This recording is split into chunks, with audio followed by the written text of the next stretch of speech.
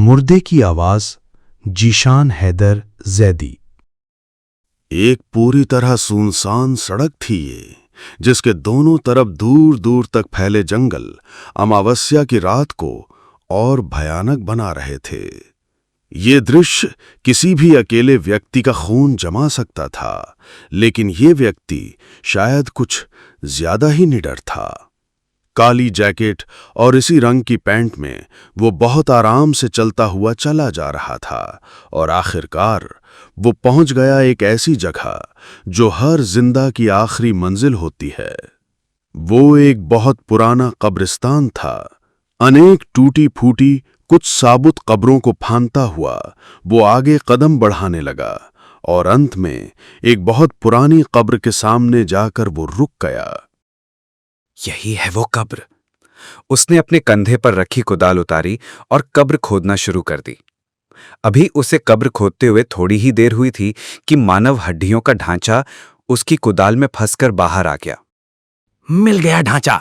उसने उसी कुदाल की सहायता से एक हड्डी तोड़ी और बाकी ढांचा दोबारा गड्ढे में डालकर उसमें मिट्टी भरने लगा। अब वो हड्डी लेकर वापस उसी रास्ते पर चल पड़ा जिधर से आया था। एक आलीशान बंगले के सामने वही व्यक्ति कार से उतरा जो पिछली रात कब्रिस्तान से हड्डी लेकर आया था। वो बंगले के बाहरी लॉन में पहुंचा जहां बंगले का केयरटेकर मौजूद था। डॉक्टर चंद्रा है अंदर? जी हां, वो अपने कमरे में है, आप अंदर चले जाएं। आने वाले ने कदम बढ़ाए और घर के अंदर दाखिल हो गया। राहदारी में चलता हुआ वो एक कमरे के सामने रुक गया और दरवाजे खटखटाया। आ जाओ। आने वाला कमरे के अंदर दाखिल हो गया। अंदर एक ऐसा व्यक्ति बैठा था जिसकी आयु किसी भी तरह 70 से कम नहीं थी। वो एक कंप्यूटर नुमा मशीन के सामने बैठा हुआ उसकी स्क्रीन पर आ रहे आंकड़ों का अवलोकन कर रहा था। मिल गया सामान? जी हां डॉक्टर चंद्रा, ये रहा वो सामान। आने वाले ने अपनी जेब से हड्डी निकालकर मेज पर रख दी। अब डॉक्टर चंद्रा ने स्क्रीन पर से नजर हटाई और हड्डी को हाथ में लेकर उलटने पलटने लगा। क्या तुम्हें पक्का यकीन है कि ये तुम्हारे परदादा की हड्डी है? उतना ही जितना मुझे आपके डॉक्टर चंद्रा होने का यकीन है। केवल 2 साल पहले ही मेरे बाप की मौत हुई है और मौत से पहले वो मुझे हर 6 महीने पर परदादा और दादा की कब्रों पर ले जाते थे। अब आप देर ना करिए और अपनी रिसर्च शुरू कर दीजिए। मेरी सारी तैयारियां पहले ही हो चुकी है। मैं बस तुम्हारा इंतजार कर रहा था। आओ मेरे साथ। डॉक्टर चंद्रा ने हड्डी अपनी जेब में रखी और उठ खड़ा हुआ। फिर वो लोग एक ऐसे कमरे में पहुंचे जिसमें चारों तरफ मशीनों का जाल बिछा हुआ था। उन सब में एक मशीन कमरे के बीचों बीच रखी थी और आकार में सबसे बड़ी थी। क्या अब मुझे उस खजाने का पता लग जाएगा जो मेरे परदादा ने सुंदरवन के जंगलों में देखा था? 99% मैं इस मामले में श्योर हूं मिस्टर मजीद, क्योंकि मैंने इस बारे में 20 साल तक रिसर्च की है और तब ये मशीन बनाने में कामयाब हुआ हूं। डॉक्टर चंद्रा ने हड्डी एक कोने में छोटी मशीन के खांचे में डाल दी। मशीन बंद हो गई और कमरे में एक अजीब प्रकार की घरघराहट की आवाज गूंजने लगी। लेकिन अभी तक मेरी समझ में नहीं आ पाया कि ये नामुमकिन बात मुमकिन कैसे होगी, वो भी केवल एक हड्डी से। मैंने आपको बताया था कि मेरे परदादा को एडवेंचर यात्राएं करने का बहुत शौक था। इन्हीं यात्राओं के दौरान उन्हें सुंदरवन के जंगलों में बहुत बड़ा खजाना मिला था, लेकिन वो उस खजाने को ला नहीं पाए थे और ना ही किसी को उसका पता बता सके, यहाँ तक कि अपने बेटे मतलब मेरे दादा को भी नहीं, क्योंकि उससे पहले ही एक खतरनाक बीमारी में उनकी मौत हो गई। सवाल उठता है कि जिस बात को मेरे परदादा और किसी को नहीं बता सके, उसे आप कैसे मालूम कर सकते हैं? सवाल इसलिए उठ रहा है क्योंकि मैंने अभी अपने रिसर्च के बारे में बहुत कम बताया है। आज से 25 साल पहले एक समाचार पत्र में मैंने छोटा सा आर्टिकल पढ़ा था जिसमें लिखा था कि मानव जाति की नई पीढ़ी पुरानी पीढ़ी से कहीं ज्यादा इंटेलिजेंट होती जा रही है। आज से 50 साल पहले मनुष्य की एवरेज इंटेलिजेंस आज की पीढ़ी की एवरेज इंटेलिजेंस से कम थी। मैं इस पर विचार करने लगा कि ऐसा क्यों होता है और फिर मैंने इसी सब्जेक्ट पर रिसर्च शुरू कर दी। मजीद बहुत गौर से डॉक्टर चंद्रा की बातें सुन रहा था। डॉक्टर चंद्रा ने आगे कहना आरंभ किया। इसी रिसर्च में एक नई सच्चाई मेरे सामने आई। कैसी सच्चाई? यही कि इंसानी जिस्म का हर बायोसेल उसकी पुरानी जिंदगी का आईना होता है। मैं आपकी बात का मतलब समझा नहीं। ये तो तुम्हें मालूम ही होगा कि किसी की जिंदगी में जो भी घटनाएं होती हैं वो उसके ब्रेन की मेमोरी में रिकॉर्ड होती रहती हैं और ज़रूरत पड़ने पर हम उसकी मेमोरी को स्कैनर मशीनों के मदद से रीड करके उसकी ज़िंदगी की पुरानी घटनाओं को देख सकते हैं। हालांकि ये बहुत ही जटिल प्रक्रिया है, बट वैज्ञानिक इस तरह की स्कैनर मशीनें बनाने में कामयाब हो चुके हैं। आपने सही कहा, वैज्ञानिक इसे मेमोरी डिस्प्ले नाम से पुकारते हैं। लेकिन मेरे परदादा की खोज का इससे क्या मतलब? वो मर चुके हैं और मेमोरी डिस्प्ले मशीन किसी मरे हुए की मेमोरी नहीं पढ़ सकती। हाँ, ये सच है, लेकिन मैंने जो डिस्कवरी की है उसके बाद किसी मरे व्यक्ति की मेमोरी पढ़ी जा सकती है। कैसी डिस्कवरी? मजीद ने पूछा। लेकिन डॉक्टर चंद्रा उसके सवाल का जवाब देने की बजाय मशीन की ओर आकृष्ट हो गया, क्योंकि उसमें से विशेष प्रकार की सायरन की आवाज आने लगी थी और बीचों बीच रखा गोला चमकने लगा था। डॉक्टर चंद्रा ने मशीन का एक बटन दबाया और मशीन से आवाज आनी बंद हो गई, हालांकि गोला अब भी चमक रहा था। मैंने अपनी डिस्कवरी में ये पाया कि व्यक्ति की मेमोरी में जो कुछ भी रिकॉर्ड होता है उसका एक माइक्रो फोटो पैटर्न उसके हर नए बायोसेल में भी बन जाता है। एज बढ़ने के साथ साथ व्यक्ति में पुराने बायोसेल खत्म होते रहते हैं और नए बायोसेल बनते रहते हैं। उन नए बायोसेल्स के निर्माण के साथ उनके सृजन के टाइम की सभी घटनाओं का माइक्रो फोटो पैटर्न उन पर आ जाता है। ये ब्यौरा उनकी अगली पीढ़ी की इंटेलिजेंस में भी मदद करता है, क्योंकि इन्हीं बायोसेल्स में से कुछ उस पीढ़ी का सृजन करते हैं। वेरी गुड, यह तो वास्तव में एक नई और अद्भुत खोज है। लेकिन इस तरह तो उसकी जिंदगी की सभी घटनाएं उसकी आगे की नस्लों को पता होनी चाहिए।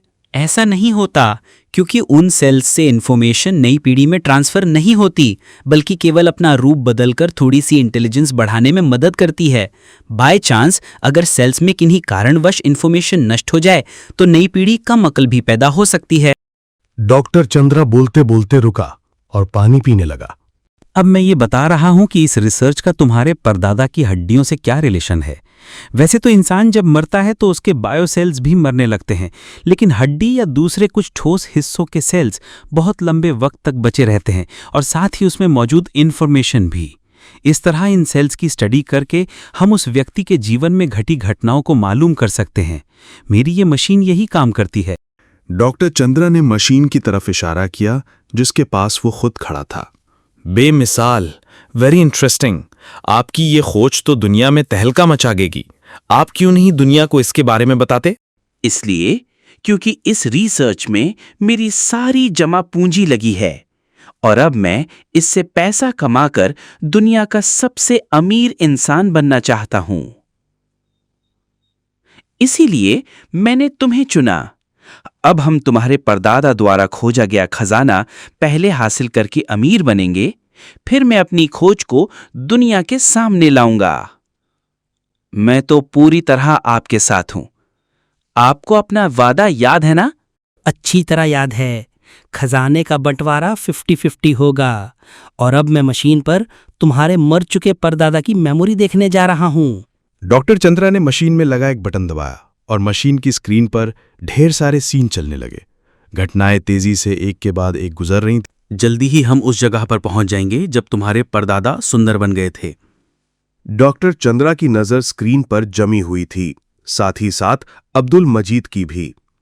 जल्दी ही स्क्रीन पर जंगलों के सीन आने लगे। अब हम सुंदरवन की मेमोरी में पहुंच गए हैं। अब्दुल मजीद और डॉक्टर चंद्रा की सुंदरवन यात्रा आरंभ हो चुकी थी। पहले हवाई यात्रा और फिर बस द्वारा ये उस जगह तक पहुंच चुके थे। मशीन की स्क्रीन पर देखे गए दृश्यों के अनुसार उन्होंने एक नक्शा तैयार कर लिया था और अब उसी नक्शे के मुताबिक वे अपनी मंजिल की तरफ बढ़ रहे थे। घने जंगल में विभिन्न खतरनाक जानवरों से बचने, झाड़ियों को फांदते उन्होंने अच्छा खासा रास्ता तय कर लिया।